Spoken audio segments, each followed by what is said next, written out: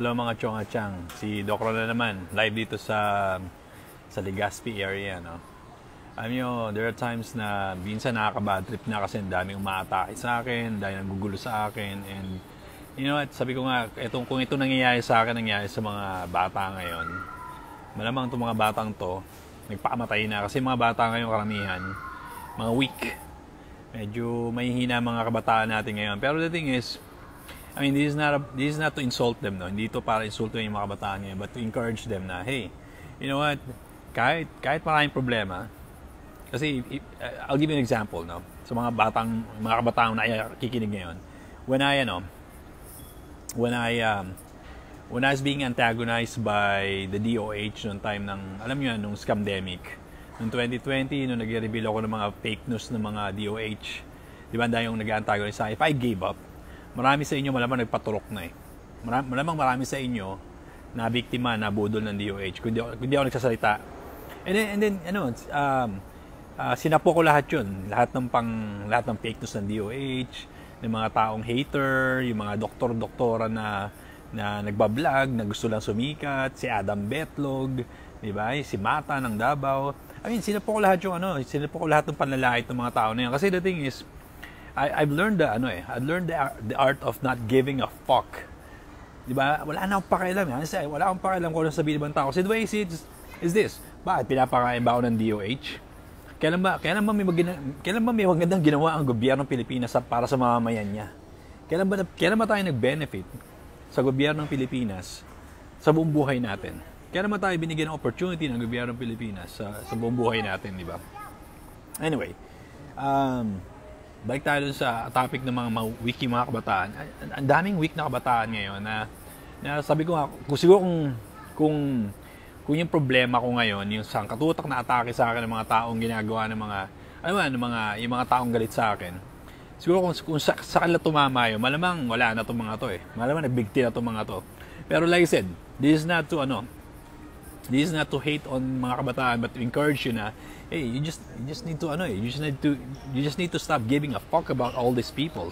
Marami diyan magko-comment about, ganito ka, ganoon ka, mali ka, ganito ka. Who gives a fuck? Pakialam nila. Kilala ba nila kayo? Anyway, may nagpapa-shoutout sa akin dito sa sa Legazpi eh. Doon sa Kamay Kainan, doon sa food court. Alam mo tayo yung name niya, sorry. Sa Selma ba? Sa Kamay Kainan, doon sa may SM Legazpi. Doon sa may food court. Na-recognize niya ako kanina, kaya sabi ko, sige, I'll shout you out. Anyway, sinoutout ko na lang yung Kamay Kainan kasi nakalimutan ko yung name niya. I know you're listening, so I know you're watching, so I'm sure makapanood mo tong video na to. Shoutout sa'yo. Anyway guys, anong tanong niya, Sabi ni Angela Bolivar, magkano the franchise? 400. It starts at 400,000. No? You just have to franchise it for 400,000. Magkakaroon kayo ng clinic. And then it's a good way to get started, lalo ngayong taon 2024 kung naghahanap kayo ng business. So para sa mga nag-inquire about franchise, it starts at 400,000. Obviously, wala pa dyan yung renta ninyo, yung remodeling, kung kailangan pa remodel, yung mga office equipment. Anyway, dito pa ako sa Bicol ngayon and katapos ko lang din mag-clinic. So, ito yung airport nila. Napakita ko lang yung airport nila. No? So, uulan na naman dito sa Bicol. I hope sa Manila hindi masyadong umuulan. I'm just hoping hindi masyadong umuulan sa Manila kasi sa Bicol ulan ng ulan eh. And alam niyo, lagi ko nga di-discuss yung mga ahensya ng gobyerno natin, yung BIR na yan, yung DOLE na yan, nakakabuisit na. And then, pag may nagsumbong sa'yo dito sa Pilipinas, pag sinumbong ka dito sa Pilipinas, let's say may nag-report lang siya, nag-email, kahit fake email, naku, imbestigahan ka. Masama sana kung imbestigahan ka nila ng patas eh. Imbestigahan ka nila, hanap sila ng ebidensya sa'yo, hanapan ka ng ebidensya, i-present mo to, i-present mo yun. Pero, the thing is, ba't ko wala i-present yan? Diba? Ba't kailangan mag-present ng ebidensya para gaguhin nyo ako, diba? Anyway, siguro pinaka-bottom line is, huwag kayo masyadong huwag kayo masyadong sensitive. Diba? Huwag kayong masyadong madaling masaktan. Kasi ang tao, puro salita lang yan. Lalo mga Pinoy, puro salita lang yan. And kung kakagat kayo dun sa mga salita nila, kung mabubuwag kayo dun sa salita nila, naku, hindi kayo mag-move forward, hindi ka asenso, no? Ako maraming galit sa akin kasi I'm very successful with what I do. Maraming galit sa akin mga rehab doctor, mga physical therapist, mga inggit sa business ko. Maraming galit sa akin na ganyan.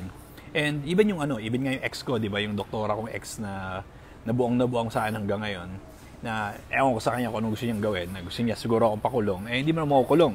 Ba't ako makukulong? Wala man ako napatay na tao, wala man akong ginawang kasalanan, wala man akong krimen na ginawa. No? So anyway, maraming mga tao dito sa Pilipinas na galit sa akin, and sabi ko sa inyo yung gravity yung situation, hindi lang sila galit sa akin. Ang gusto ng mga to, gusto nila akong pakulong. And the thing is, like I said, ba't ako makukulong? Ano ba kasalanan ko? Ano bang krimen na ginawa ko, di ba? Nakapatay ba ako ng tao? Nagpo-push ba ako ng droga? Di ba? Kasi lang mga doktor nga dito sa Pilipinas eh. Hindi lang sa Pilipinas, maraming doktor, lalo yung mga new grad, kayo nga nakakapatay ng mga pasyente ninyo eh. Di ba? Ba't di kayo makulong? Kayo nakakapatay. Anyway, even though maraming galit sa akin, I still continue. I just do my own business. I do my work. I work hard.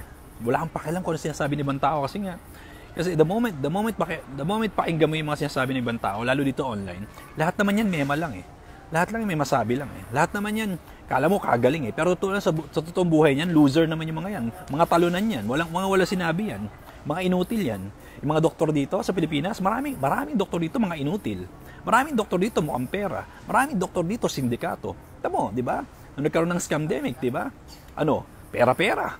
Ang daming namatay. Dahil sa tuklaw. Dahil naniwala sila dahil pinaniwala sila ng DOH, naniwala naman sila. At ang mga doktor na to, kumamal ng salapi, ang daming pera. Mga ospitals, lalong naglakihan. Kasi binayaran ng PhilHealth. Di ba?